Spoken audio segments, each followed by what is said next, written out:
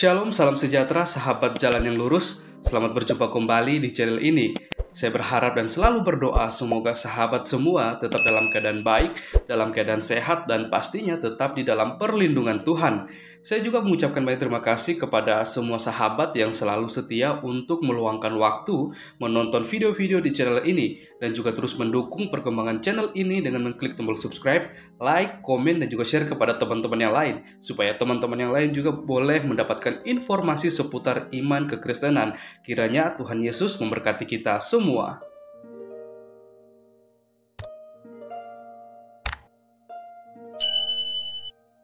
Saudaraku yang terkasih di dalam nama Tuhan Yesus, di kesempatan kali ini lagi-lagi kita akan bersama-sama menyaksikan suatu diskusi atau debat yang sangat menarik antara para apologet Kristen bersama dengan Ustadz Suma dan kawan-kawannya.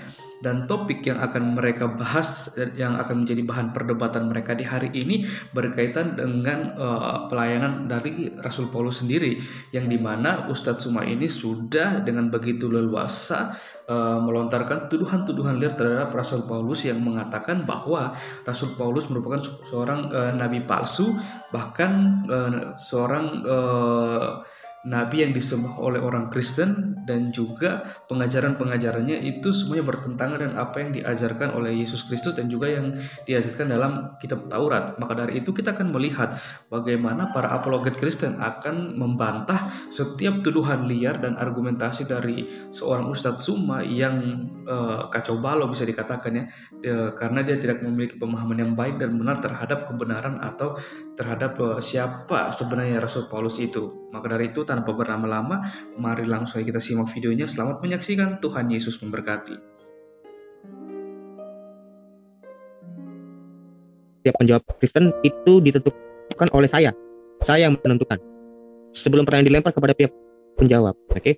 Moderator akan memastikan terlebih dahulu bahwa pertanyaan yang hendak dilemparkan dari pihak penanya tepat guna. Jadi kalau misalnya pertanyaannya ini kurang tepat guna atau kurang absurd, saya harus pastikan dulu sebelum saya lemparkan ke teman-teman saya. Biar teman-teman saya tahu jalur apa yang mereka harus jawab. Saya nggak mau itu jadi melebar-lebar. Oke, yang kelima, kuasa penuh dalam menentukan penjawab. Tentu jawaban yang akan ditentukan tentang beralihnya ke pertanyaan selanjutnya atau beralih ke penanya muslim selanjutnya ada di bagian moderator. Jadi terhadap jawaban, misalnya kalian bertanya, kami sudah menjawab, saya menentukan ini sudah terjawab. Kalau kalian nggak terima, saya nggak peduli. Kita nggak peduli. Kita kalau kayak begitu nggak akan dapat kelar-kelarnya, itu kan poinnya. Oke, nomor 6, siapapun yang berbicara harus beretika. Oke, siapapun itu ya Pak, Kristen, kekristenan maupun Islam, kalau nggak sopan, saya akan tegur. 1, 2, 3 saya akan kick dia, siapapun itu, termasuk Kristen. Yang ke-7, penanya pada setiap pertanyaan dilarang keras untuk memberi kesimpulan terhadap jawaban penjawab. Tentang perbedaan pendapat, moderator akan memberi ruang untuk beradu argumen di saat penanya dan penjawab dianggap moderator sudah memasuki perang adu argumen. Tapi pada suatu kesimpulan terakhir, kalian nggak ada ruang waktu lagi. Tapi di suatu fight argue, saya mempersilakan kalian menghina seperti apapun, sekeras apapun, diluangkan, nggak apa-apa, nggak masalah. Tapi pada waktu kesimpulan, kalian nggak boleh kasih kesimpulan, oke? Segala sesuatu yang terjadi di acara ini tidak harus dijadikan dasar hukum untuk menuntut dari pihak Kristen maupun Islam, karena acara ini kita harus dianggap tahu atau sadar akan terjadi gesekan di dalamnya.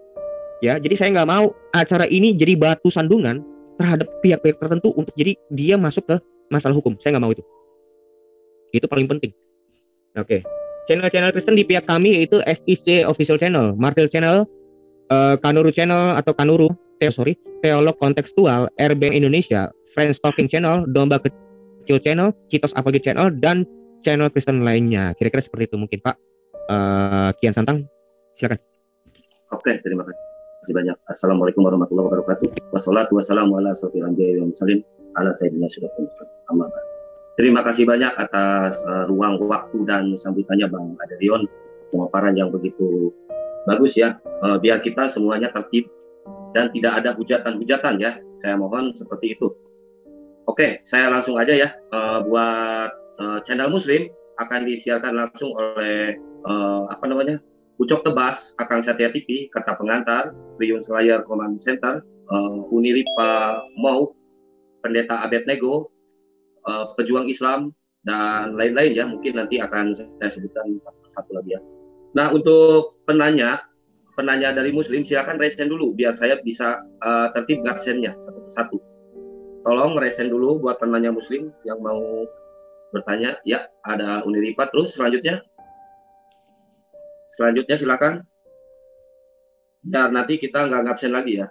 Ada si Bejo, ada Pendeta Abednego. Selanjutnya, silakan Pak Triun. Pak Kores, Bang Kores. Silakan. Ada Kores sama Juma tuh, Kian. Kores sama Juma. Nah, Bang Juma kayaknya nggak hadir nih. Pak Kian Santan, I'm so sorry. Maksudku gini, kita kalau aku sarankan ya, nggak usah dikaitkan tergantung pertanyaan. Enggak, ini saya ini narasumber Muslim dulu. Apa? Oh ya, I'm so sorry. Oke. Oke, untuknya yang pertama ada Uniripa ya. Silakan Uniripa untuk bertanya. Ini nggak pakai ini ya, Pak Ade. Nggak pakai. Aku ini duluan timer. boleh nggak? Abednego duluan boleh nggak? Sorry ya, soalnya Boleh, aku boleh. lagi. Terserah. Ya, Boleh, Abednego duluan boleh. ya. Aku nanti saya aja. iniin. Ya. Oke, Bang. Ini nggak pakai timer kan? Nggak pakai Pak. Oke, siap. Silakan Pak Abednego. Maksimal, sorry Pak, maaf, aku potong. Bang Slayer Maksimal ada 2 nggak? jam. Bang Slayer, aku masih ngatur teknis ya. Jadi Uniriva ada apa? Bentar, izin Bung Adi. boleh Bang. Silakan Bang. Oh, Mungkin kalau yang lain begitu, dulu, Pak. Bang Bejo, Aku masih Bang ngatur Bejo. teknis ya. Iya, makasih. Bang Bejo udah siap? Ya, udah. Oke. Untuk penanya pertama dari Muslim, silakan Bang Bejo. Oh, Pak, sebentar saya mau koordinasi ke teman-teman saya. Aku harapkan setiap penjawab atau calon penjawab dari Kristen memperhatikan apa yang ditanyakan ya. Jadi pada saat mereka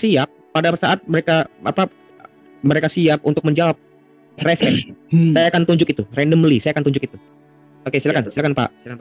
Setuju banget. Dan satu-satu ya, nggak boleh ketiban-tiban nanti, nggak bisa didengar. Silakan Pak Bejo. Udah ya. Assalamualaikum warahmatullahi wabarakatuh. Waalaikumsalam. Ya.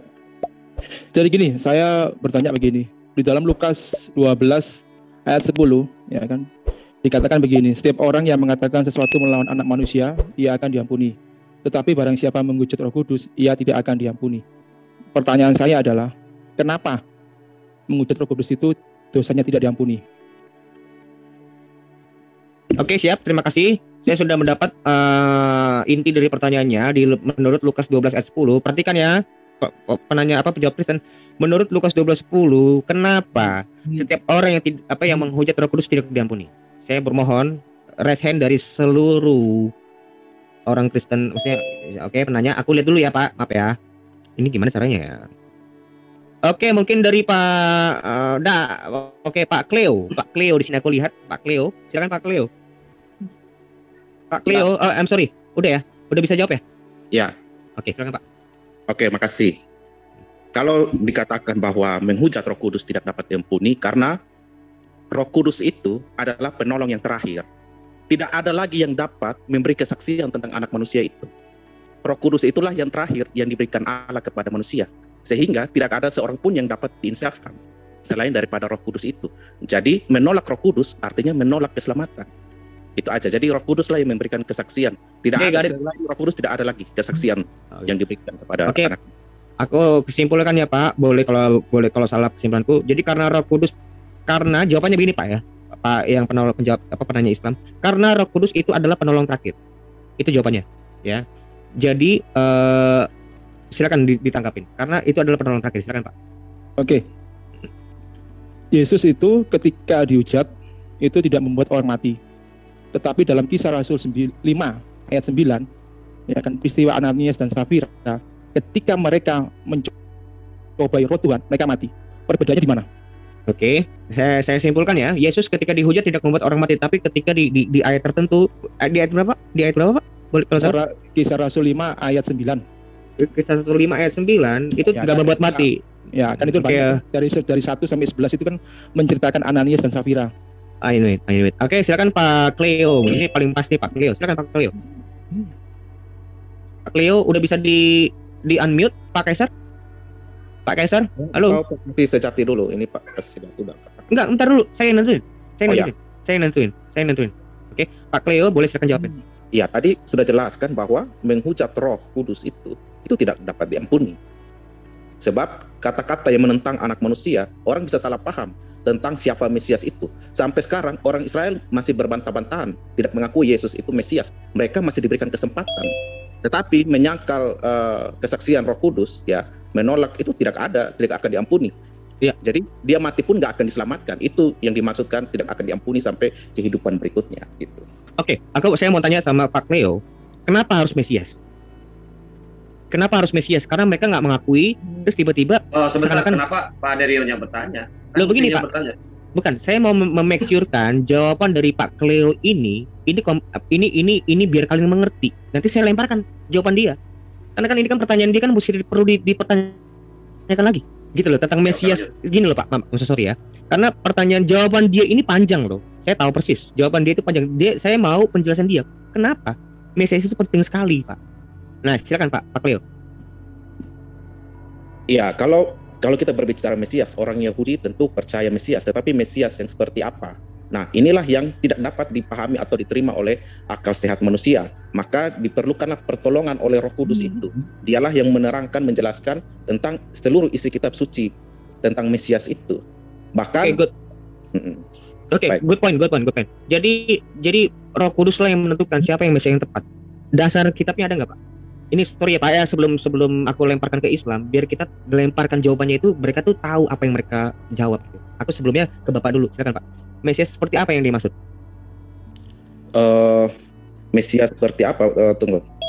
Kalau kita lihat, memang kategori Mesias ya di dalam Perjanjian Lama itu ada banyak hal ya yang harus dia genapi ya. Ada yang mengatakan bahwa dia harus membangun bait Allah, sedangkan yang dimaksudkan dengan bait Allah itu adalah tubuhnya sendiri. Nah, di sini terjadi perbedaan pandangan orang Yahudi maupun orang Kristen, sedangkan di dalam Yohanes 2 ayat 19 itu dikatakan bahwa di situ Yesus sangat menekankan, situ poin paling penting ya, orang Yahudi menantikan pembangunan bait Allah ini. Nah, Yesus di situ mengatakan bahwa robohkanlah bait Allah ini dalam 3 hari, aku akan mendirikannya kembali. Ayat 21 dia menekankan bahwa yang dimaksudkan dengan bait Allah ialah tubuhnya sendiri. Orang tidak paham hal ini. Begitupun murid-muridnya, nanti sampai ketika dia bangkit, lalu dia mencurahkan Roh Kudus kepada murid-muridnya, disitulah terjadilah perubahan, ya. Disitulah orang mulai mengerti gitu. Siapa anak manusia waktu dia datang itulah Mesias. Tetapi sebelum Roh Kudus datang, orang belum bisa dibukakan pikirannya gitu. Pak, sebelumnya saya mau memastikan Roh Kudus itu indikasi bahwa Roh Kudus itu telah datang itu diindikasikan itu dalam hal apa, Pak? Dalam hal apa? Maksudnya dalam momen apa gitu? Kalau Roh Kudus itu datang, memang sudah datang itu ada nggak di kitab Injil atau di kitab Perjanjian Baru bahwa Roh Kudus itu datang itu apa indikasinya, Pak?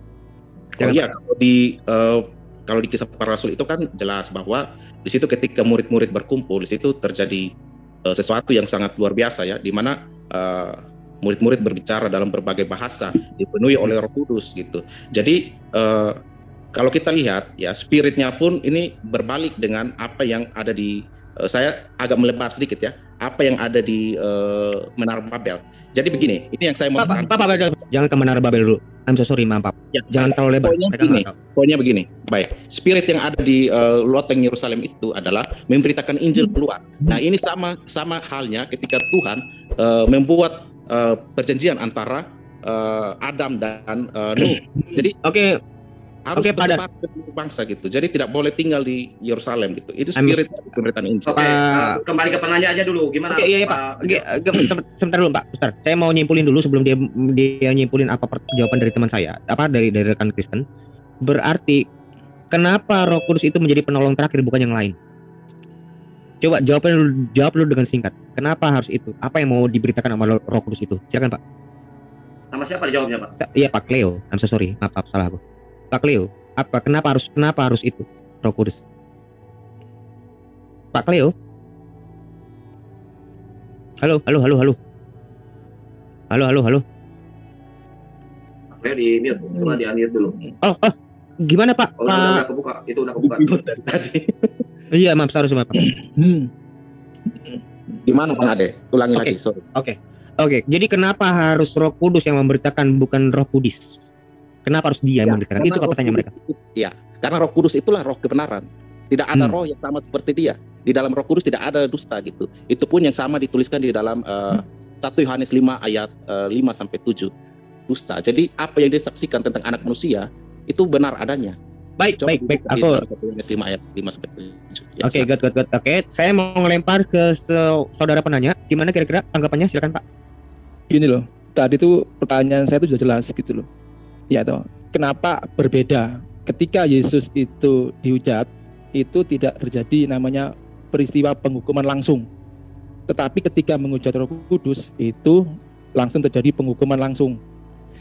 Kalau kalian mempercayai tentang Tuhannya bangsa Israel, yaitu Tuhan yang disembah oleh Abraham, ya kan, maka ada satu yang diceritakan, yaitu di dalam Kejadian 38 ayat 7 tentang anak sulung Yehuda itu kan ada jahat. Sebentar Pak, saya nggak mau ngomong kayak gitu.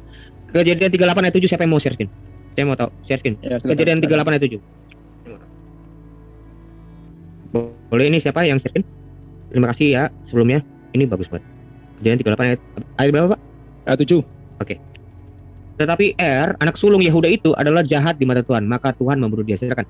Maksudnya ini apa yang mau Bapak tunjukkan dari ayat ini? Bapak mau ngomongin apa nih? Apa yang mau Bapak ngomongin? Ini. Ya kan? Tuhan di zamannya masalah di dalam PL, ya kan, yang disembah oleh Abraham itu, ketika orang itu melakukan jahat di mata Tuhan, langsung dibunuh sama dia. Itu yang pertama. Ketika zamannya Yesus yang dianggap oleh Tuhan, oleh umat Kristen saat itu tidak terjadi. Ketika dihujat Yesus, tidak ada peristiwa ketika menghujat Yesus langsung mati. Lalu tiba lagi di dalam Kisah Para Rasul 5 ayat 11 sampai 1 sampai 11, menghujat Roh Kudus langsung mati. Ya kan? Jadi boleh dikatakan bahwa Yesus itu mempunyai kekuasaan yang lebih rendah daripada Tuhannya Abraham dengan Roh Kudus. Kenapa seperti itu? Aku bisa simpulkan gini ya Pak, maupun gini maaf Pak Ade, maaf gini ya, mending Pak Ade Rion aja jadi narasumber, nggak usah diarah-arahkan. Loh, saya enggak loh, saya nyimpulkan. Ini mengarahkan, Pak Ade mengarahkan bukan menyimpulkan. Kalau mau, saya belum ngomong loh Pak. Iya, saya paham saya Pak. Tapi saya mohon. Bapak paham apa? Sorry, Bapak pahamnya apa? Yang Bapak paham apa? Saya mohon dengan maaf ya, dengan sangat. Tolong narasumber Kristen aja yang menjawab semua pertanyaan dari narasumber Muslim, bukan moderatornya. Oh bukan begini Pak. Sorry. Saya mau menegaskan apa tugas saya di sini. Saya mau menegaskan. Moderator sama kayak saya moderator. Jadi pertanyaan yang jawabannya itu harus narasumber. Nggak boleh diarahkan sama moderator gitu loh. Betul. Gini. Paham. Gini. Teman Bapak, teman dari Muslim itu kan mau bertanya. Nah, betul. Saya mau make sure memastikan pertanyaan ini nyampe satu suara, satu logika, satu pemahaman terhadap teman-teman yang akan mau menjawab itu gitu. Saya mau make sure itu doang. Gitu loh. Ya, jadi jangan diarahkan kayak gitu, Pak. Saya dari tadi menyimak mengarahkan. Bukan gini, Pak. Gini loh. Memang harus diarahkan karena saya moderator. Karena moderator itu pengarah. Oke. Jadi gini. Bukan pertanyaan. Saya nggak menjawab. Saya tidak pernah memberi ide untuk menjawab loh. Saya mau ngeliat gini loh, Pak. Bahkan tadi saya nanya sama teman saya loh. Saya bertanya dengan teman saya. Ini kamu tanya nih, jawab ini. Tadi saya kan bilang kayak gitu. Maksudku gini loh. Biar pertanyaannya ini satu corong gitu loh. Nih, oke, aku lupakan lagi ya. Sorry, tensi aku agak tinggi. I'm so sorry. Maaf. Nih, aku ulangin lagi ya. Jadi menurut pendapat penanya, zaman Abraham langsung dibunuh. Di zaman Yesus kenapa enggak? Nah, kenapa begitu, Pak? Silakan jawab orang Kristen. Jadi gini loh, orang Islam itu nganggap loh di orang Yahudi langsung dibunuh. Kenapa di Kristen enggak? Nah, itu loh. Siapa yang ngomong gitu? Oh, I'm so sorry. Gue nunjuk. Sorry ya, I'm so sorry. Gue maaf ya, kan gue kan kurang berpengalaman, Pak. Alright. Oke, Pak Christian Crusader, silakan. Ya. Jadi jawabannya tadi ya, karena Yesus itu kan sang firman Allah, sang firman Bapa. Ya, dia datang ke dalam dunia itu dalam satu tujuan, gitu. Penebusan dosa, pengampunan dosa. Jelas beda dengan Roh Kudus, gitu. Pekerjaan Yesus Kristus sang firman Bapa itu adalah menebus dosa, mengampuni dosa. Makanya sampai di atas kayu salib pun Yesus ngomong, ya Bapa ampuni mereka karena mereka tidak tahu apa yang mereka perbuat, gitu. Nah, berbeda ketika Yesus sudah naik, ketika misinya itu, tugasnya itu sudah selesai, ya, dia kembali lagi ke surga, lalu Roh Kudus yang diutus. Nah, Roh Kudus ini peranannya adalah Roh kebenaran. gitu loh. Roh penghibur. Nah, makanya mengapa tadi dalam Kisah Para Rasul tadi, mana Kisah Para Rasul 5 tadi, ya. Saya baca kalau di ayat 3-nya bisa di-share screen layar Ben. Kisah Para Rasul 5 ayat 3. Ini tentang Ananias dan Safira. Silakan Pak, silakan Pak. Oke, ya. Nah, tetapi Petrus berkata, Ananias, mengapa hatimu dikuasai iblis? Sehingga engkau mendustai Roh Kudus. Bukan mendustai sang firman Bapa itu, sang firman Allah itu Yesus, bukan. Mendustai Roh Kudus yang adalah roh Allah itu sendiri, gitu loh. Dan menahan sebagian dari hasil penjualan tanah itu. Oke. Nah, lalu di ayatnya yang keempatnya, selama tanah itu tidak dijual, bukankah itu tetap kepunyaanmu? Dan setelah dijual, bukankah hasilnya itu tetap dalam kuasamu? Mengapa engkau merencanakan perbuatan itu dalam hatimu? Engkau bukan mendustai manusia, tapi mendustai Allah. Oke, good. Itu bukan mendustai sang firman Bapak tadi, sang firman Allah itu atau Yesus, bukan. Mendustai Roh Kudus berarti mendustai Allah, mendustai Bapa. Gitu loh. Sama dengan istrinya tadi, Safira di dalam ayat 9. Ya, kata Petrus ini. Ya, mengapa kamu berdua bersepakat untuk mencobai roh Tuhan? Sama kayak tadi, Ananias tadi, Roh Kudus. Gitu. Lihatlah orang-orang yang baru mengubur suamimu berdiri di depan pintu, dan mereka akan mengusung engkau juga keluar. Ya, ayah mati juga, Safira. Jadi beda, gitu loh. Makanya Oke, Pak Bagus, I'm so sorry, Pak Bagus, I'm sorry, Ya, aku harus potong. Karena pertanyaannya gini, Pak. Ini aku butuh, kita butuh jawaban. Maksudnya kita butuh kejelasan ya. Jadi kenapa kalau menghujat Roh Kudus itu tidak diampuni, tapi menghujat Yesus bisa diampuni? Kira-kira begitu, Pak. Itu kenapa? Ya, tadi seperti saya bilang tadi. Karena konteksnya ketika sang firman Bapa itu Allah itu ada di bumi, yang memang dia tujuannya mengampuni dosa. Oh, Menembus dosa. Makanya ketika dia bertemu dengan perempuan Samaria, hai, perempuan, dosamu sudah diampuni. Gitu. Bahkan ketika dia di atas kayu salib, orang meludahi dia, ngejek dia, ya, menikam dia, ya Bapak ampuni mereka karena mereka tidak tahu mereka apa yang mereka perbuat. Gitu loh. Nah itu. Oke, silakan. Oke, aku udah dapat Pak. Bapak nggak perlu jawab lagi yang terlalu panjang lebar. Jadi jawabannya begini Pak, yang penanya Islam. Ini jawaban dari pihak kami itu karena gini. Karena ketika sang firman itu di bumi yang menjadi manusia itu memang misi untuk mengampuni. Begitu loh. Nah, tapi kenapa menghujat Roh Kudus itu? Karena Roh Kudus itu Pak Derion, maaf ya. Jadi si jawabannya jangan disimpulkan lagi. Biar langsung aja disangka sama penanya, biar cepet. Yep. Perjalanannya biar cepet. Gak usah disimpulkan lagi sama Pak Ade. Bukan. Saya itu tadi memang mengringkaskan maksudku. Jadi kita fokusnya di situ. Ini loh jawaban teman saya gitu loh. Ya, itu, biar langsung aja nanti disangka sama si penanya. Oke, boleh. Silakan Pak penanya. Ya, jadi gini. Pertanyaan saya gini.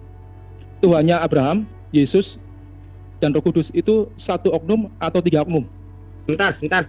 Pertanyaannya Tuhannya Abraham, Yesus atau siapa? Gini. Tadi pertanyaan tadi kan berarti kan ini kan pertanyaan baru ya. Pak, iya benar Pak. Biar saya simpulin. Oke. Pertanyaan tadi sudah dijawab. Ini sekarang pertanyaan baru. Oke. Pertanyaan dia gini, yang baru gini. Tuhannya Abraham, Yesus apa gimana Pak? Tuhannya Abraham, Yesus, dan Roh Kudus itu satu oknum atau 3 oknum? Oke, good point. Kudus itu 1 atau 3 oknum gitu ya? Yap. Oke. Pertanyaannya begini teman-teman. Tuhannya Abraham, Tuhannya Yesus atau Tuhannya Roh Kudus itu 1 atau 2 oknum? Sebentar, saya ngeliat dulu ya. Jangan campur tangan dulu, sebentar dulu. Saya ngeliat dulu teman-teman saya yang siapa yang nunjuk jari. Saya mau tahu. Alright. Oke, sebentar ya Pak. Berarti aku mute ya. Oke Pak Bagus boleh jawab dulu Pak, boleh Pak, silakan Pak. Silakan Pak, I'm so sorry, maaf. Itu silakan, pertanyaan itu kalimatnya keliru. Harusnya Allah. Betul. Sorry. Itu Allah Abraham, Ishak dan Yakub. Tidak pernah dikatakan Tuhannya Abraham, Ishak dan Yakub. Ya, terlalu banyak di dalam Alkitab kejadian itu selalu dikatakan Allah Abraham, Ishak dan Yakub, bukan Tuhannya Abraham, Ishak dan Yakub. Oke, jadi Pak gini Pak. Oke, lanjut Pak. Nah, jadi kalau kita berbicara tentang hakikat Allah, ya satu hakikat Allah. Allah yang Esa Echad. Gitu. Oke. Jadi satu, Allah itu satu, Bapa itu satu, enggak 2 Bapa itu. Gitu. Oke, boleh langsung. Begini, sebentar. Jadi gini Pak, jawabannya Pak Bagus. Jadi itu sama aja.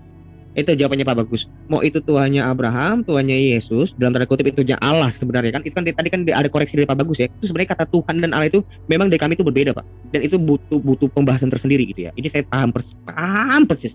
maksudnya Pak Bagus. Nah, Tapi kan jadi Oke, boleh langsung disangka sama Pak boleh Bejo. silakan Pak. I'm so sorry, maaf. Silakan. Silakan Pak siapa Bejo. yang jawab gitu aja. Oke. Kan menjelasin. Pak Amir, Ya, taruh dulu Pak Amir. Kamu kan Bapak Amir, saya pemimpin loh sini. Ya. Pak Amir, saya pemimpin di sini. Ya, saya pemimpin di sini. Jadi Bapak diam dulu. Ya. Bapak diam dulu. Bapak diam dulu. Jadi jangan oke. Thank you. Silakan Mas penjawab. Silakan Pak Bejo. Kalau memang satu oknum, kalau memang satu oknum, apakah mempunyai sifat yang sama? Oke. Kalau memang itu satu oknum, apakah memiliki sifat yang sama? Sebentar saya nggak mau beralih ke Pak Bagus. Saya mau beralih kepada teman-teman yang lain. Sebentar Pak Bagus. I'm so sorry Pak, bukan saya ngomong itu. Saya mau ada alternatif gitu Pak ya. Citos itu udah angkat tangan Citos. Oh Citos, silakan Citos. Silakan Citos. Jadi Pak Citos, lihat kalau memang itu satu, apakah gimana Pak? Silakan Pak. Tanya lagi. Kalau memang satu oknum yang sama, apakah punya sifat yang sama? Oke, silakan Pak. Terima kasih. Ya, terima kasih Pak. Take your time. Coba sebagai pemahaman ya, dalam doktrin Tritunggal kami mengimani Allah yang satu hakikat. Tetapi di dalam satu hakikat itu ada apa gitu kan? Nah, di situ ada firman dan ada rohnya. Firmannya ini menuju sebagai manusia Yesus Kristus. Kalau Anda tanya apakah ini satu pribadi, nah kami juga memberikan semacam analogi gini Pak Bejo. Walaupun manusia itu satu secara hakikat, tetapi di dalam satunya manusia itu dia juga punya 3 kesadaran.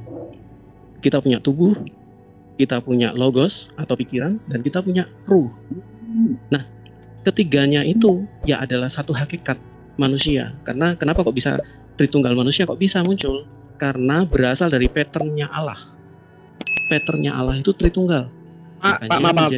Sorry, maaf. Oh, ya. Boleh nggak jawabnya dengan bahasa yang awam? Lebih awam lagi, please. Aku nggak ngerti loh. Lanjut Pak. Oh baik. Jadi satu kehendak itu kan Pak Bejo tadi pertanyaannya. Kalau memang satu oknum yang sama, apakah itu adalah orang yang sama apa? Iya, satu sama juga. Satu Allah yang sama. Bang Rion nggak usah ikut-ikutan bertanya, langsung aja antara penanya sama yang jawab. Waktunya banyak yang riset. Soalnya banyak yang riset. Langsung aja penanya sama yang jawab aja. Berdua Saya aja. tadi saya udah bilang di pengumuman saya. Saya pemimpinnya. Saya menentukan. Begini loh Pak. Saya bilang, saya itu bahkan mengkritisi teman saya loh. Ya, saya bukan mengkritisi Islam kamu, enggak. Saya lagi mengkritisi teman saya. Saya mau make sure teman saya itu mau menjawab dengan apa yang clear ke depan kamu. Jadi tolong hargain saya. Saya tuh enggak lagi mengusik iman kamu loh. Jadi tolong hargain saya ya. Oke, silakan Pak. Silakan stop it. Silakan Pak Citos. Silakan Pak Citos. Memiliki satu kehendak yang sama, yaitu untuk keselamatan kita semua. Silakan Pak.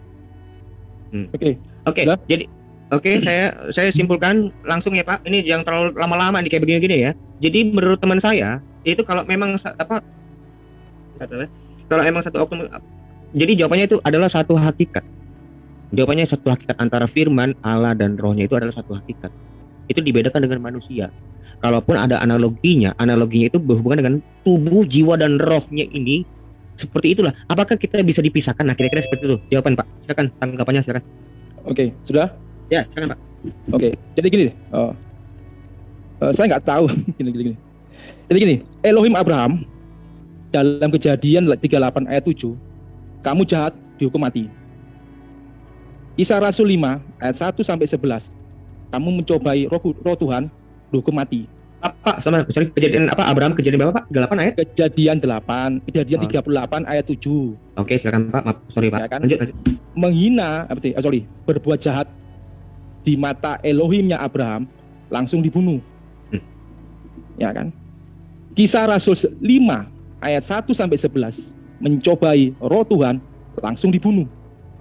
Tetapi menghujat Yesus sebagai anak manusia itu tidak terjadi apa-apa.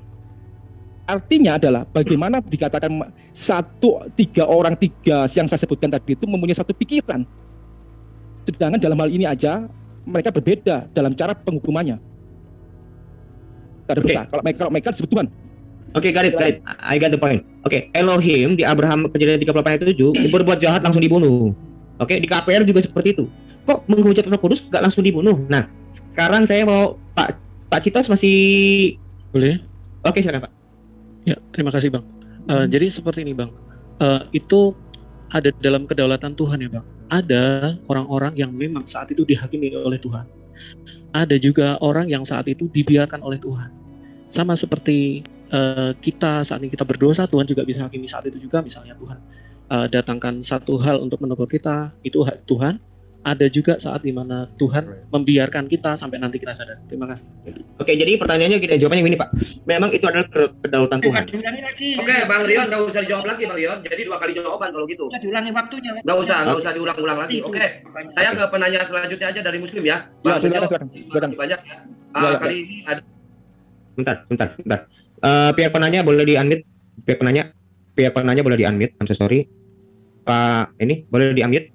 Oke, sebentar saya ini ke Bang Juma ya. Untuk penanya selanjutnya ada Gunda Juma. Silakan Gunda Juma. Pak, tadi penanya yang tadi udah kelar belum Pak? Udah beres Pak. Oke, good. Oke, terima kasih Pak. Jadi sebentar dulu Pak Zuma. Bang Zuma ku yang kuhormati. Bentar. Jadi tentang penanya pertama sudah clear. Sekarang kita masuk ke pertanyaan kedua sesuai dengan kesepakatan ya. Oke. Penanya kedua yaitu Bang Zuma. Silakan. Silakan. Sebentar Pak. Nanti ya, untuk yang jawabnya ditentukan dari sekarang aja biar nanti nggak pilih-pilih orang lagi. Saya minta ditentukan dari sekarang aja Pak. Sorry biar nanti Pak Juma nggak bingung sama siapa nanti. Iya. Penentu tentang penjawab itu saya. Betul. Saya serahkan ke Anda sekarang. Tolong tentukan yang jawabnya. Jadi setelah pertanyaan good. Setelah penanya melontarkan pertanyaan. Silakan Pak Juma. Oke, makasih. Saya dengar baik. Oke. Saya hanya ingin tahu dari sahabat-sahabat ini kan. Pertama saya terima kasih ya. Assalamualaikum warahmatullahi wabarakatuh. Semangat malam teman-teman semua. Di dalam Matius 23 nomor 15.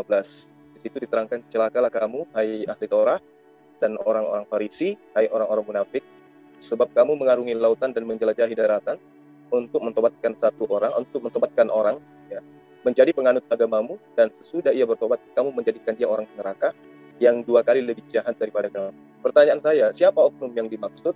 Siapa oknum yang terindikasi kuat bahwa dialah yang dimaksud dalam Matius 23 nomor 15 berdasarkan data di dalam kitab saudara? Silakan. Oke, thank you. Setelah ini Bang Juma tolong di-up ya, suaranya itu kecil, volumenya kecil Bang Juma. Nanti setelah ini tolong di-up.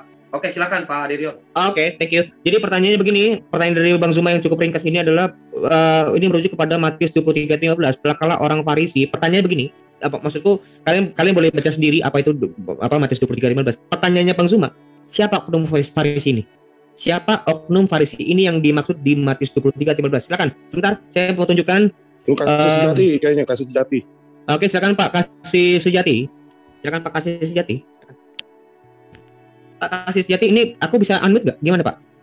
Udah aku. Kok dia nggak bisa jawab? Kenapa dia nggak ngomong? Aku kurang paham. Aku kurang paham nih soalnya. Oke, aku kurang expert. Pak Kasih Sejati, kalau nggak saya tampilin ke orang lain nih. Pak Kasih Sejati. Oke, di situ. Mana Kasih Sejati ini? Oke, Bang Zuma, sebentar. Alright. Pak Khalifah Malik, silakan jawab. Khalifah Malik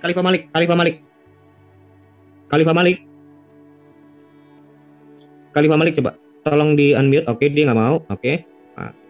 Pak Cleo. Silakan ya. Pak Cleo. Oke, kamu tahu kan pertanyaannya apa? Bang Zuma bertanya Matius 23:15 itu oknum yang dimaksud siapa? Silakan. Ya, oknum yang dimaksud tentu para rabi-rabi Yahudi itu, ya, yaitu rabi-rabi Farisi dan ahli-ahli Taurat itu orang-orang yang kalau kita kenal sekarang ya mereka itulah yang menulis ulang kitab suci itu dan yang mengajarkannya. Jadi begini, pada masa itu ya orang-orang Yahudi pun memang mereka itu bukan saja mengajarkan, karena begini ya, rabi pada masa itu berbeda dengan guru zaman sekarang. Rabi masa itu mereka mencari murid, bukan murid mencari guru. Itu harus dipahami oleh saudara semua. Karena mereka itu akan mengajarkan apa yang mereka ketahui. Jadi sama seperti Yesus itu dia mencari murid, bukan Yohanes yang mencari Yesus gitu. Nah, orang-orang rabi-rabi ini mereka itu sampai mengarungi daerah-daerah yang sekalipun itu bukan orang Yahudi, mereka mengajarkan itu. Nah, jadi konsep tentang beritakan Injil ke seluruh bangsa, itu bukan baru dikenal pada masa Yesus di mana memerintahkan itu di dalam Matius 28 ayat 19, tetapi itu sudah dilakukan oleh rabi-rabi ini gitu loh. Nah, jadi harus dipahami budaya latar belakang antropologi budaya orang Yahudi itu sendiri. Mereka suka mencari murid-murid gitu, para rabi-rabi ini, bukan murid yang mencari guru gitu. Itu aja, Bro Adrian. Oke, langsung Bang Juma disangka, langsung aja, biar cepat waktu. Ya, makasih. Apa nggak bisa disebutkan namanya, Bang? Oknum yang dimaksud ahli Torah, orang Farisi, orang munafik yang menjelajahi daratan dan lautan ini. Di mana di dalam kitab dia nyata dikatakan Bang Zuma bertanya, exactly oknum itu namanya siapa? Siapa jawab? Di sini dia kan berbicara kelompok. Artinya di sini dia tidak mengacu kepada hei kamu si enggak, tetapi siapa yang merasa diri sebagai seorang rabi guru, maka dia yang mengajarkan seperti itu tetapi tidak melakukan apa yang diajarkan, maka celakalah dia. Jadi ini bukan peringatan kepada satu orang tertentu, tetapi kepada siapapun apa yang diucapkan Yesus ini berlaku. Jadi ucapan ini berlaku surut gitu loh, bukan berlaku kepada satu orang atau dua orang gitu aja. Good. Ya itu Pak Zuma. Ya, lalu bagaimana kalau misalnya kitab Anda sendiri yang menunjukkan oknumnya? Oke, sebentar. Bagaimana Bang Cleo? Bagaimana kalau kita sendiri yang menunjukkan? Silakan Pak. Silakan tunjukkan karena Anda bawa konteks ayat. Good point. Sekarang silakan Bang Zuma, ayat mana yang kamu maksud? Bang Cleo, silakan ayat mana yang kamu maksud? Oke, jadi kita tidak bisa meragukan ya kalau Paulus itu adalah ahli Taurat. Itu yang pertama. Kedua, dia mengaku sebagai orang Farisi. Dia sendiri yang menerangkan kalau dirinya itu adalah orang Farisi berdasarkan Kisah Para Rasul 23 nomor 6. Kemudian sebentar, Kisah Para Rasul apa? 23 nomor 6. Oke, terima kasih Pak. Ya. Lalu kemudian sabar, saya terangkan dulu supaya nanti tinggal disimpulkan jawabannya. Lalu kemudian Paulus itu juga ditengarai munafik. Kenapa dikatakan munafik? Karena di dalam pengajarannya dia itu diterangkan bagaimana kemudian dia menyunatkan Timotius. Timotius itu dia sunat. Ya, kemudian di dalam Galatia justru dia mengatakan bahwa celakalah orang yang bersunat, dan barang siapa yang menyunatkan dirinya, maka Yesus Kristus tidak berguna baginya. Tetapi dia menyunatkan orang bernama Timotius itu di dalam Kisah Para Rasul 16 nomor 3. Lalu kemudian kepada orang Farisi, orang Yunani dia mengaku orang Yunani, kepada orang Yahudi dia mengaku orang Yahudi, dan seterusnya. Inilah yang saya katakan kemunafikan. Sedikit lagi Bang. Lalu kemudian di dalam Kisah Para Rasul diceritakan, Kisah Para Rasul 27 ayat 1 nomor 1 sampai nomor 40-an itu, di situ lengkap diceritakan bagaimana Paulus ini ya mengarungi lautan dari pelabuhan ke pelabuhan, dari pulau ke pulau, dan juga menjelajahi daratan. Artinya apa yang diterangkan oleh Matius 23 nomor 15, oknumnya sudah ketahuan. Bagaimana cara Anda untuk membela Paulus ini? Silakan. Oke, saya jawab. Sebentar. Satu. Kasih senjata. Benar. Iya, tapi dari saya. Oke. Oke, dikasih Para Rasul 26 ayat 6 ini buat Paulus, ini harus dijawab. Udah ngerti. Enggak benar. Lanjut kalau udah ngerti lanjut aja. Benar. Dengar dulu. Kamu dengar dulu. Saya pemimpinnya di sini. Kamu diam saja. Oke, nomor 2. Paulus. Ya udah langsung aja. Dulu Bapak diam dulu. Kamu itu jangan ngaku saya. Tadi saya udah bilang saya yang memimpin di sini. Oke? Tapi kamu diam. Kamu diam dulu. Oke, nomor 2, poin kedua. Paulus dengar dulu. Saya mau make sure teman saya ngerti. Oke, dengar dulu. Ada 4 poin, Bapak. Sebentar dulu, Bapak. Jangan ini coba dia mute dulu. Mute all. Tegur. Nggak bisa jadi moderator, suruh turun dari moderator deh. Kamu semuanya nggak bisa jadi narasumber pun kamu nggak bisa bilang kemarin gitu kok. Jangan dokter ya. Lanjut. Diam dulu. Kok kamu ngatur saya sih? Saya ini moderator kok, saya pemimpin kok kamu ngatur-ngatur saya? Kamu siapa? Kamu siapa di sini? Keluarin dia. Kamu keluarin, Pak Amir keluarin. Saya keluarin kamu keluarin. Kita bubar aja cuma. Jangan kayak gitu, jangan nangis. Kita bubar aja. Keluar semua, kita keluar. Maaf. Udah kita keluar semua. Tolong narasumber. Maaf. Tolong narasumber muslim semua keluar. Tolong. Pak, sudah ambil alih hostnya. Sebentar, Pak Amir, sabar. Pak Amir, sabar dulu. Saya nggak tahu. Iya, sebentar. Saya sudah ambil alih hostnya. Saya ambil alih hostnya. Pak Amir, sebentar. Ya, silakan. Saya ambil alih hostnya. Ini udah saya ambil alih. Saya hostnya. Saya ambil alih. Ya. Ini kita lanjutkan ya. Saya mohon maaf. Ini tadi Aderion agak sedikit emosi. Atas nama rekan-rekan Kristen Aderion di sini kami mohon maaf. Begini. Ini hostnya saya ambil alih, moderatornya saya ambil alih ya. Jadi saya moderatornya. Jadi tadi pertanyaannya siapa? Bang Juma. Siapa tadi yang mau jawab? Lai Kasih Sejati ya. Silakan. Lai. Silakan Lai. Lai.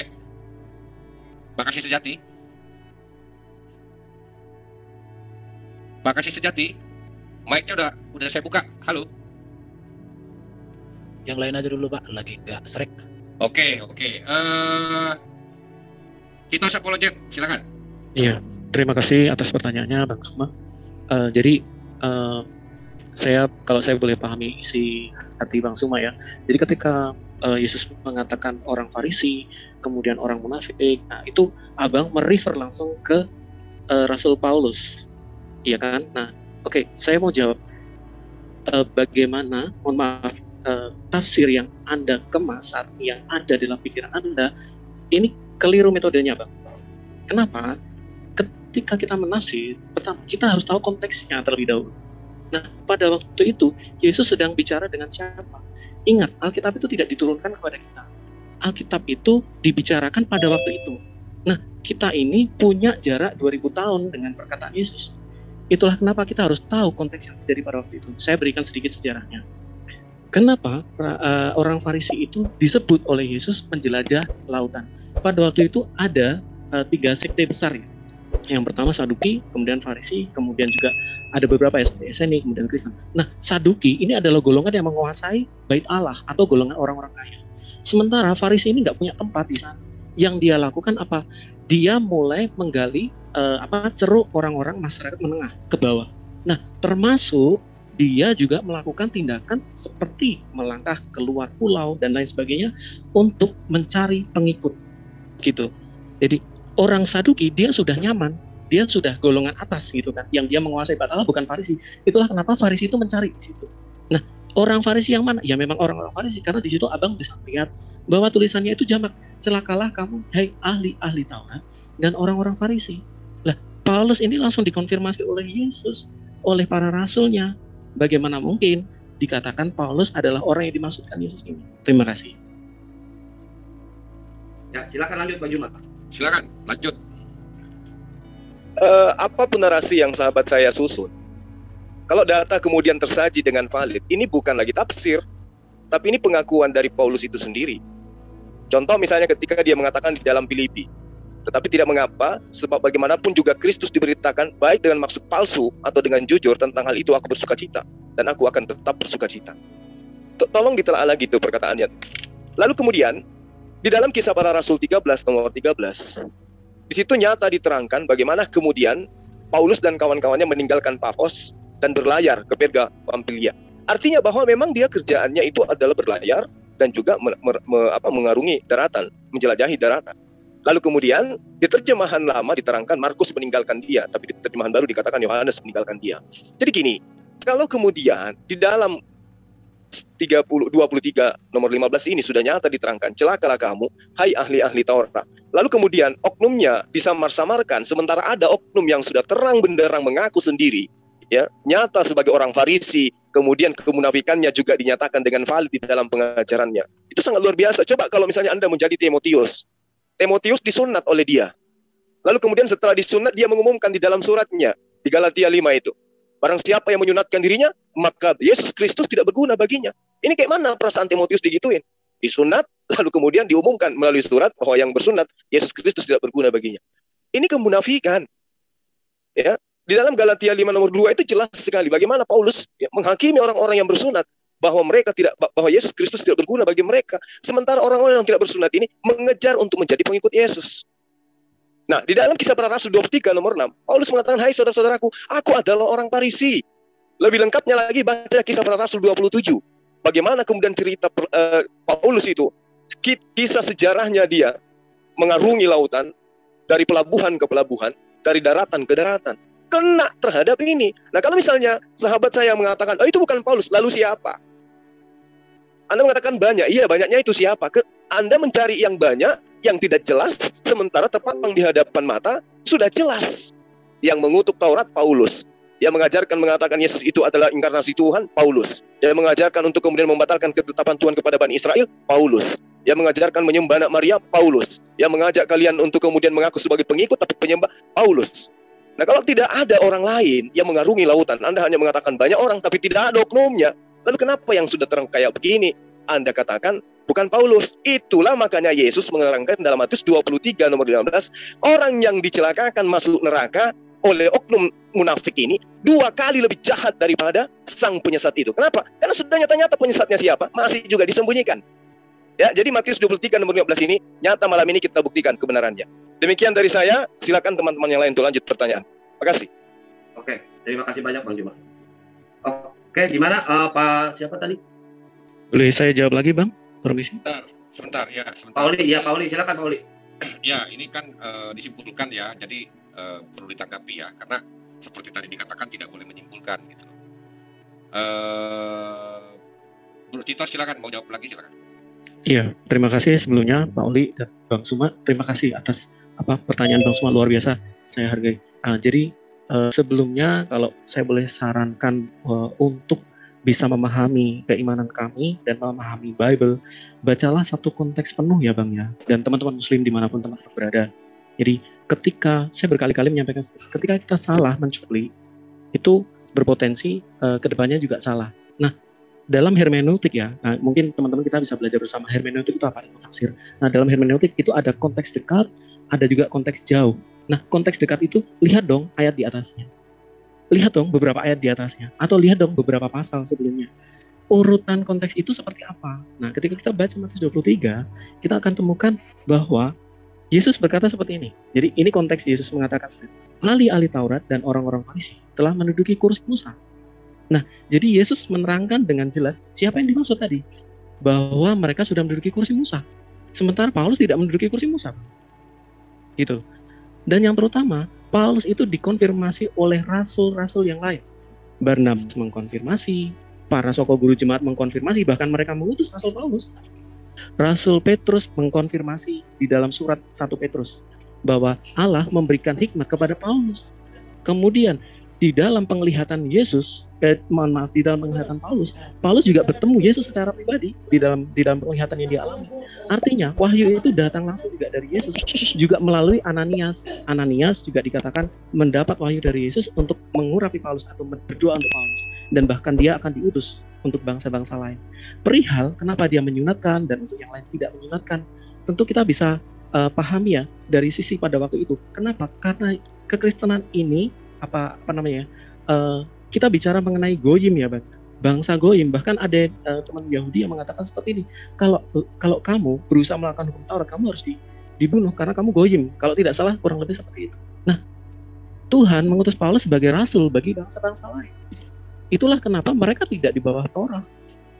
Mereka tidak jelas tidak di bawah Torah. Apalagi apa yang dijanjikan Torah dari sejak awal kejadian sampai wahyu, yaitu kedatangan Mesias, itu sudah digenapi. Jadi sudah genap, Mesias sudah datang. Keselamatan, sakit penyakit kita ditanggung dia, dosa-dosa kita ditanggung dia, Mesias sudah datang. Lah kalau kita masih berharap dengan Taurat, padahal Mesias yang dijanjikan itu sudah datang, itu seumpama saya masih menunggu surat dari istri saya, padahal istri saya sudah dari sini. Mungkin gitu Bang, terima kasih. Ada yang mau menambahkan? Bro Kasih Sejati, silakan. Silakan Bro. Oke.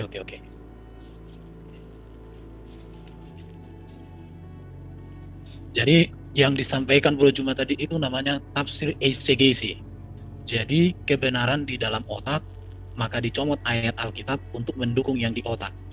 Dan di dalam kekristenan, model tafsir seperti itu akan melahirkan kekeliruan, mencucukan kekeliruan, dan membimbing orang kepada pemahaman yang palsu. Maka sekarang saya harus menjelaskan, apa sih posisi hukum Taurat itu? Kita lihat ya, Yesus dan hukum Taurat. Bahwa Yesus itu sangat menghargai, menghormati hukum Taurat. Jelas dikatakan oleh Yesus. Paulus, tadi dikatakan bahwa Paulus itu seolah-olah menentang hukum Taurat. Ini berasal dari pengenalan yang terlalu tipis, tidak pernah memahami satu kehidupan secara utuh, maka melahirkan keputusan yang kerdil. Contoh seperti orang buta ketika menilai seekor gajah, maka dia akan mengatakan bahwa gajah itu tipis agak lebar karena dia hanya bisa memegang telinga. Tetapi orang yang memiliki pemahaman pengetahuan yang utuh dengan gajah, contoh dia seorang dokter hewan, spesialis gajah, maka dia akan bisa menjelaskan detail bagaimana gajah itu. Jadi Bro Juma tadi itu, ya saya katakan seperti contoh yang pertama. Jadi Paulus itu tidak pernah membatalkan hukum Taurat. Enggak pernah dia menentang hukum Taurat. Kita lihat di sini ya, apakah hukum Taurat itu dosa? Sekali-kali tidak. Sebaliknya justru oleh hukum Taurat, aku telah mengenal dosa. Hukum Taurat adalah kudus dan perintah itu juga adalah kudus, benar dan baik. Orang yang melakukannya akan hidup karenanya. Pertanyaannya, adakah orang yang bisa melakukan hukum Taurat sempurna? Enggak. Itu yang menjadi persoalan, hanya Yesus. Baru Paulus mengatakan begini ya, pendirianku terhadap hukum Taurat, aku orang Farisi. Tentang kebenaran dalam mentaati hukum Taurat, aku tidak bercacat. Hukum Taurat itu baik kalau tepat digunakan. Jadi Paulus itu sangat cinta kepada hukum Taurat. Tetapi yang harus dipahami di sini, ini yang harus dipahami supaya menjadi cerdas. Bangsa Yahudi melakukan hukum Taurat, mereka belum mendengar Yesus, mereka tidak mengandalkan Yesus, status mereka dihakimi berdasarkan hukum Taurat. Ada dasarnya ini. Ada yang batuk. Bangsa Yahudi melakukan hukum Taurat, mendengar Injil Yesus Kristus, mengandalkan Yesus, ini statusnya selamat. Ada dasar Alkitabnya. Orang Yahudi tidak melakukan hukum Taurat, mendengar Yesus Injil, hidup di dalam Yesus, mereka diselamatkan. Ini dasarnya. Jadi orang Yahudi tidak melakukan hukum Taurat, tidak mendengar Injil, tidak mengandalkan Injil, binasa, menentang seluruh ajaran. Orang non-Yahudi tidak melakukan hukum Taurat, tapi mereka percaya kepada Yesus, mengandalkan Yesus, diselamatkan. Ini dasar Alkitabnya. Orang non-Yahudi, mereka dalam melakukan hukum Taurat, iya atau tidak ketat, tapi mereka mengandalkan Yesus, mereka diselamatkan. Orang non-Yahudi melakukan hukum Taurat, tetapi mereka belum mendengar Injil tentang Yesus, sehingga mereka tidak mengandalkan Yesus, maka ini disebut dihakimi berdasarkan hati nurani. Orang non-Yahudi kalau tidak ada satupun dari antara yang tiga ini, maka mereka binasa. Roma 2:12. Jadi Bro Juma itu mengambil satu kesimpulan dari kerdilnya pemahaman tentang besarnya kebenaran Alkitab. Itu wajar, tetapi kalau dipahami secara utuh tentang Paulus, itu luar biasa. Berkaitan dengan Matius 23, yang mau ditonjolkan penulis di situ adalah bukan nama orang, tetapi komunitas ahli Taurat yang waktu itu memang sedang dalam keterpurukan. Bahkan bangsa Israel waktu itu sedang terpuruk. Mereka berada di dalam ketidakjelasan. Jadi kesimpulannya di sini, inti ajaran Paulus adalah hidup berpusat pada Yesus. Apakah ia orang Yahudi atau orang non-Yahudi? Orang Yahudi dan non-Yahudi dibenarkan melakukan hukum Taurat dalam terang kasih Yesus. Namun, jika non-Yahudi tidak melakukan hukum Taurat secara ketat, tidak menentang keselamatan dalam Yesus. Lakukan hukum Taurat karena telah mengalami kasih Yesus secara pribadi. 1 Korintus 1:24. Tetapi kami memberitakan Kristus yang disalibkan, untuk orang-orang Yahudi suatu batu sandungan, dan untuk orang-orang bukan itu suatu kebodohan. Tetapi untuk mereka yang dipanggil, baik orang Yahudi maupun orang bukan Yahudi, Kristus adalah kekuatan Allah dan hikmat Allah. Jadi contoh nanti kalau kita mau kaitkan dengan sunat, mengapa saya orang Batak ini tidak disunat? Karena saya bukan orang Yahudi. Tetapi apakah saya selamat? Selamat, karena keselamatan ada dalam Yesus. Hukum Taurat itu kudus, baik untuk dilakukan, tetapi hukum Taurat tidak dapat membenarkan atau mengampuni dosa. Jadi hukum Taurat itu semacam petunjuk atau semacam cermin, ya, akan apa itu dosa dan mencegah orang untuk berdosa karena ada hukuman yang menyertainya. Galatia pasal 3, 22-24. Tetapi kitab suci telah mengurung segala sesuatu di bawah kekuasaan dosa, supaya karena iman di dalam Yesus Kristus, janji itu diberikan kepada mereka yang percaya. Sebelum iman itu datang, kita telah berada di bawah pengawalan hukum Taurat, dan dikurung sampai iman itu dinyatakan. Jadi hukum Taurat adalah penuntun bagi kita, sampai Kristus datang, supaya kita dibenarkan karena iman. Jadi hukum Taurat itu tidak membenarkan orang, tidak mengampuni dosa, tapi hukum Taurat itu penuntun sampai datangnya Kristus. Ketika Kristus datang, maka Kristuslah kesempurnaan hukum itu. Jadi kalau hukum Taurat tulis pada lo batu, tetapi Kristus hadir menjadi hukum yang hidup, yang mengubah hidup, yang membawa hidup kepada kekudusan, kebenaran, bahkan keselamatan, kemenangan atas dosa, kemenangan atas iblis, kemenangan atas maut. Itulah hukum di dalam Yesus. Jadi bukan hukum Taurat yang hanya sebagai cermin, yang hanya sebagai petunjuk, hanya sebagai rambu-rambu, tetapi dia sendiri tidak bisa menyelesaikan atau mengampuni dosa itu sendiri. Jadi Bro Juma, belajar yang baik. Kalau tidak tahu, bertanya. Kalau tidak tahu, jangan sok tahu. Terima kasih. Dan menjajakan ajaran Paulus. Jadi gini, gimana asumsi tadi itu? Semua asumsi yang kamu sampaikan. Ya sudah, kalau wajar kamu bilang itu asumsi. Kalau itu bukan asumsi, kamu hari ini jadi Kristen.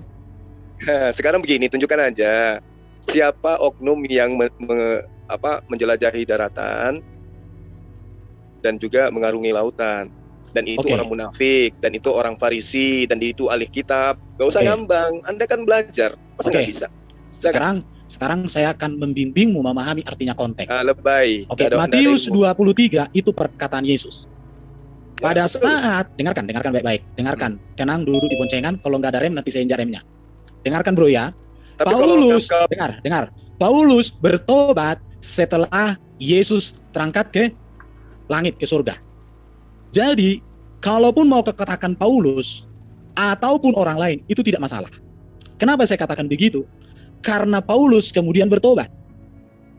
Ketika lalu setelah bertobat apa yang diajarkan? Setelah bertobat menyembah manusia. Dengarkan. Setelah bertobat, Paulus tidak pernah mengajar perilaku yang amoral. Itu yang pertama. Mengajarkan menyembah manusia itu bukan amoral. Oke, sekarang saya akan jelaskan samamu tentang makna menyembah. Oke. Saya kau Tuhankan Yesus, kalau jangan menyembah kau Tuhankan. Oke. Kau anggap Yesus itu adalah pencipta langit dan bumi. Itu amoral itu, menyembah anak Maria. Itu moral baik. Dengarkan baik-baik. Oke. Ada dua materi. Saya akan jelaskan. Sebentar naik. Untuk yang bertanya jangan motong dulu, biarkan dijelaskan dulu. Oke, kita silakan. Bentar ya. Jadi saya mudah-mudahan yang materi ini. Oke. Ini Yesus harus disembah. Alkitab adalah patokan. Perhatikan ya. Sembah itu artinya pernyataan hormat dan hikmat. Kata atau perkataan yang ditujukan kepada orang yang dimuliakan. Yesus layak dihormati, Yesus layak disembah. Mudah-mudahan materi yang di sini yang sudah saya lengkapi. Oke ini ya. Perhatikan kata menyembah dalam Perjanjian Baru ini dicatat ya supaya saya tidak menjelaskan ulang-ulang. Menghormati dengan menyembah, memuja sesuatu sebagai Tuhan atau sebagai suatu berhala, matahari pun disembah, patung pun. Ya, batu pun ada disembah. Ya. Mengaku di bawah perintah atau tahluk. Itu pengertiannya. Sekarang kita lihat fakta di dalam Perjanjian Baru. Menyembah itu poroskuneo. Menyembah dengan bersujud. Bersujud menunjukkan tanda hormat, takut, atau memohon sesuatu kepada manusia yang dianggap dari supernatural. Jadi manusia pun bisa disembah. Tidak ada masalah dengan hal itu. Tetapi ini data yang harus dilihat ya. Contoh, di dalam satu Raja-Raja pasal 16, menyembah raja. Ini siapa yang menyembah raja di sini? Itu Batseba menyembah Daud. Ya, baru di sini menyembah raja. Itu ada Nabi Nathan. Masuklah ia menghadap raja. Lalu sujud menyembah raja. Ini seorang nabi loh, menyembah kepada raja. Apakah raja di sini langsung disembah jadi musyrik? Enggak. Artinya di sini pemahaman bro tentang kata menyembah itu kerdil, sempit. Menyembah kepada raja. Ini ada data-datanya. Kita lihat lagi. 2 Raja-Raja pasal 21.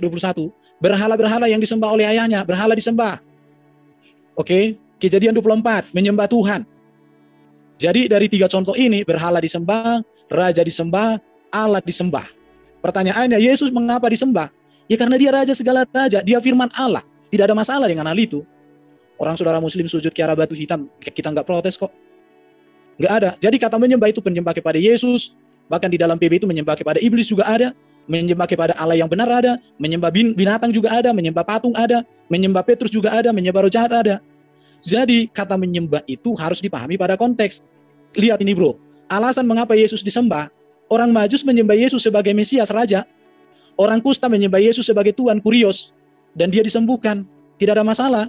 Seorang kepala rumah ibadat menyembah Yesus untuk memohon anaknya dibangkitkan oleh Yesus. Dan anaknya dibangkitkan Yesus. Baru seorang di dalam perahu, para murid dikatakan orang-orang dalam perahu, menyembah Yesus sebagai anak Allah. Seorang perempuan Kanaan yang kerasukan setan menderita, meminta tolong dengan menyembah kepada Yesus sebagai Tuhan Kurios. Jadi Yesus disembah, tidak ada masalah. Seorang yang menyembah Yesus memohon anaknya yang sakit ayan, kemudian disembuhkan oleh Yesus, disembah di sini. Yesus disembah oleh murid-murid setelah Yesus menampakkan diri, setelah kebangkitannya dari kubur. Ada datanya dalam Alkitab. Orang yang kerasukan setan legion, artinya banyak, ribuan, itu menyembah Yesus sebagai anak Allah. Diselamatkan, nggak masalah di situ. Yesus disembah para murid setelah Yesus terangkat ke surga, dan mereka pulang dengan sukacita. Jadi orang yang menyembah Yesus itu sukacita. Kalau orang nggak mau menyembah Yesus, ya menderitalah. Nggak pasti, nggak ada keselamatan. Orang buta sejak lahir disembuhkan Yesus, kemudian dia menyembah kepada Yesus sebagai anak manusia, nggak ada masalah. Jadi dari data-data ini, Yesus disembah sebagai Mesias, sebagai anak Allah, firman yang menjadi manusia, sebagai anak manusia, sebagai Tuhan, Hokurios. Baru dia mulia naik ke surga, dia berkuasa membuat mujizat dan mengusir setan. orang Kristen tidak pernah menyembah Yesus menggantikan bahwa Yesuslah Allah Bapa, itu nggak pernah. Jadi di sini pemahaman, lihat ini, Yohanes 5:21-23. Sebab sama seperti Bapa membangkitkan orang mati dan menghidupkannya, demikian juga anak manusia, demikian juga Yesus menghidupkan barang siapa yang dikehendakinya. Yesus bisa menghidupkan orang loh. Artinya dia layak disembah dengan itu. Bapa tidak menghakimi siapapun, melainkan telah menyerahkan penghakiman itu seluruhnya kepada anak, supaya semua orang menghormati anak sama seperti mereka menghormati Bapa. Barang siapa tidak menghormati anak, ia juga tidak menghormati Bapa yang mengutusnya. Jadi kami menghormati Bapa dengan menghormati Yesus yang datang daripada Bapa itu, karena Yesus firman yang keluar dari Bapa. Jadi selama ini ada pemahaman, perhatikan di sini kata menghormati itu timao. Itu artinya menghormati, memuliakan, memberikan penghargaan, bahkan kata ini dapat juga diartikan menunduk, berlutut, bersujud di hadapan. Ini kata timao. Kata menghormati di sini memakai kata timao. Artinya bisa di sini. Jadi mengapa orang Kristen menyembah Yesus? Dia lihat aja data Alkitab, nggak ada masalah dengan ini.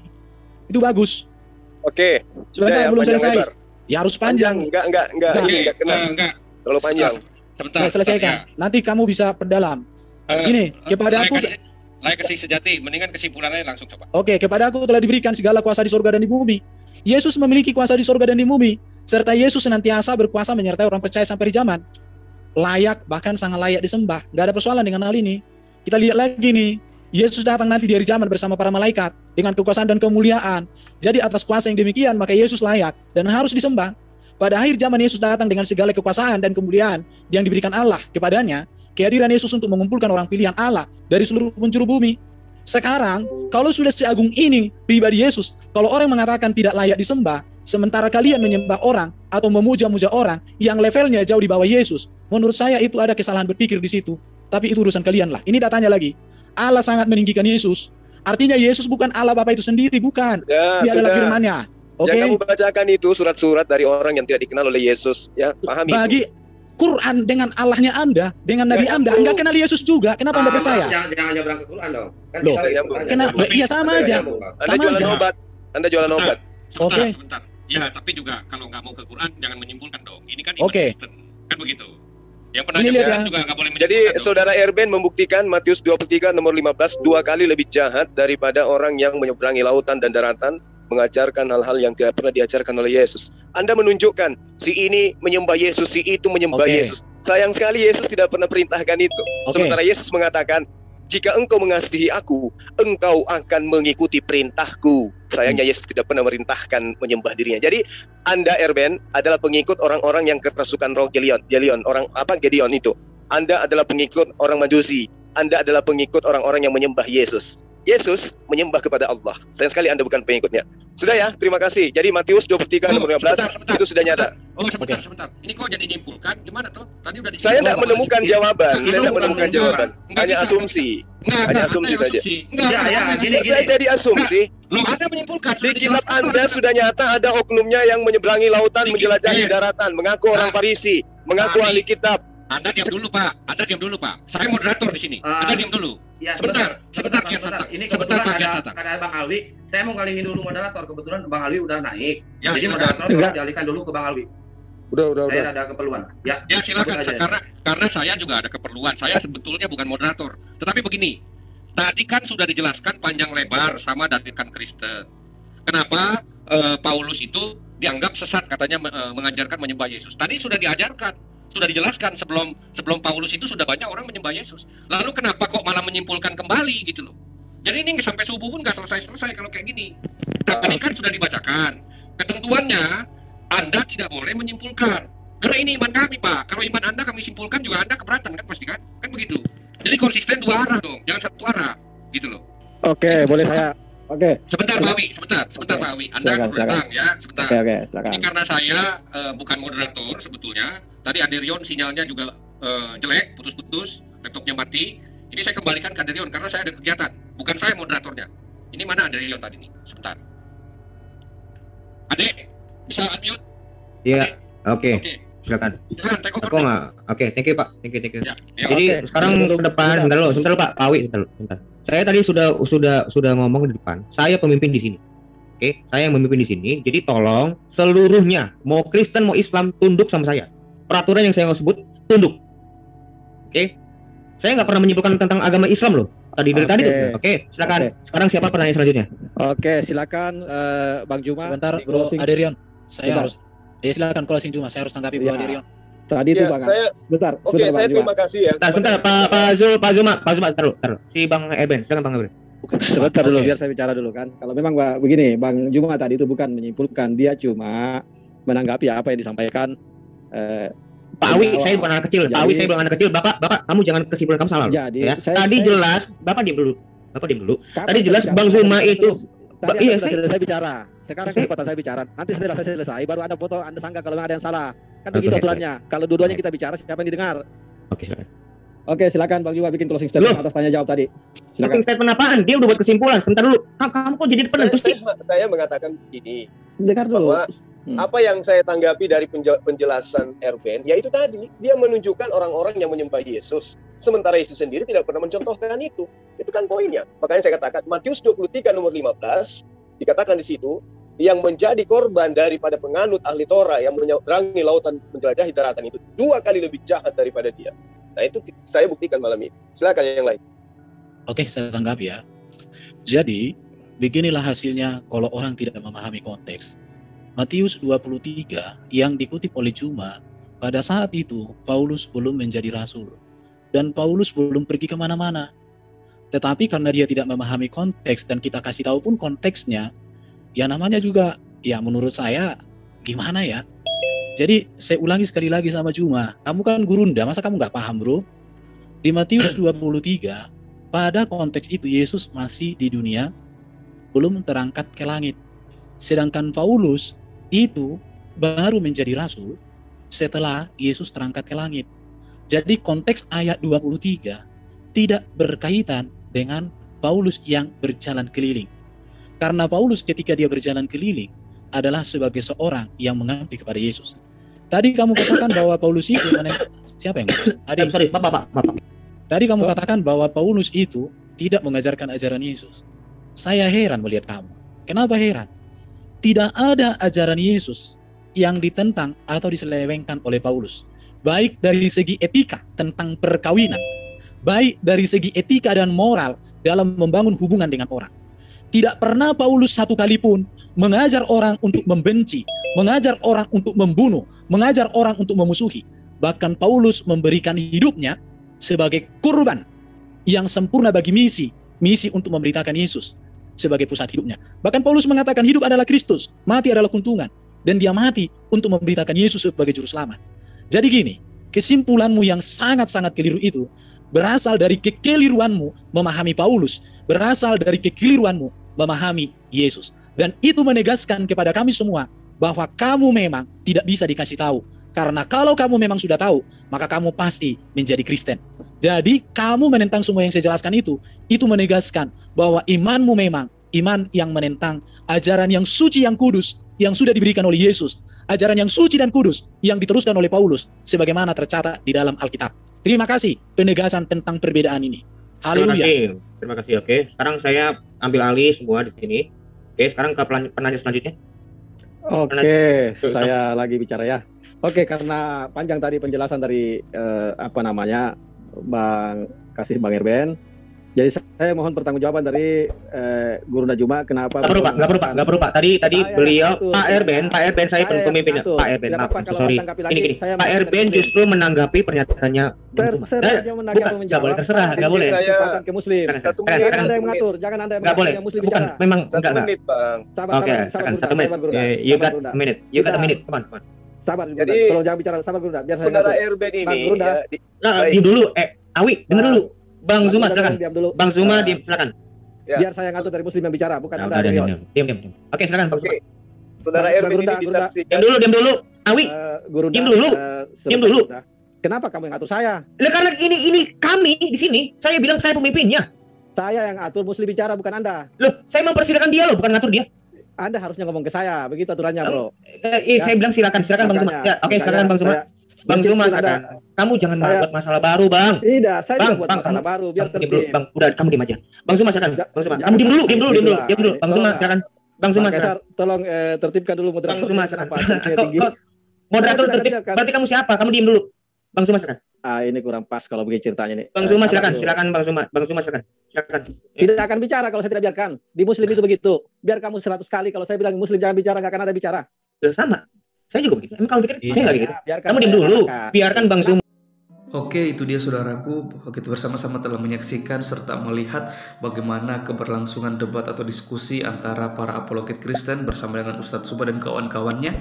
Dan kita juga bisa melihat bagaimana teman-teman para apologet Kristen sudah sangat begitu baik, jelas dengan bahasa yang sederhana bisa mempertanggungjawabkan tentang apa yang mereka imani, mereka yakinin, apalagi berkaitan dengan pengajaran dari Rasul Paulus itu sendiri, yang dimana kita telah mendengarkan bahwa Ustadz Suma ini kerap kali selalu saja melontarkan tuduhan-tuduhan liar dan menganggap bahwa segala sesuatu yang disampaikan oleh teman-teman para apologet Kristen berkaitan dengan Rasul Paulus semuanya itu hanya asumsi. Padahal kalau kita melihat bahwa apa yang disampaikan dan dijelaskan dan dipaparkan oleh teman-teman para apologet Kristen itu adalah benar-benar bukti yang bahwa pengajaran yang diajarkan oleh Rasul Paulus dan surat-surat yang ditujukan kepada jemaat-jemaat yang dikirimkan semuanya itu tidak pernah bertentangan dengan apa yang diajarkan oleh Yesus Kristus itu sendiri.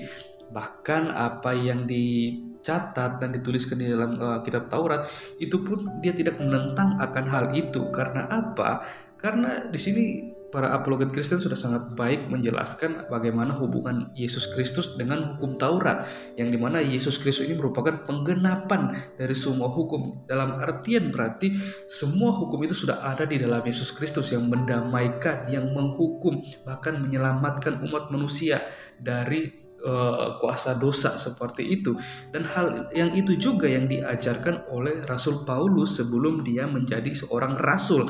Kalau kita melihat bagaimana perjalanan Rasul Paulus sebelum dia menjadi seorang rasul, dahulu namanya seorang Paulus, Saulus, yang dimana dia merupakan seorang yang sangat membenci sekali dengan orang-orang yang mengikut Kristus atau percaya kepada Yesus Kristus, dan dia merupakan seorang Yahudi yang taat. Dalam artian dia mengerti semua hukum Taurat. Karena apa? Karena itu makanan hari-harinya, dan hal itu dia pelajari sehingga dia menentang bahwa semua orang Kristen atau orang yang percaya kepada Yesus Kristus, sehingga dia berniat untuk memenjarakan, membunuh, menganiaya dan lain-lain semacam hal.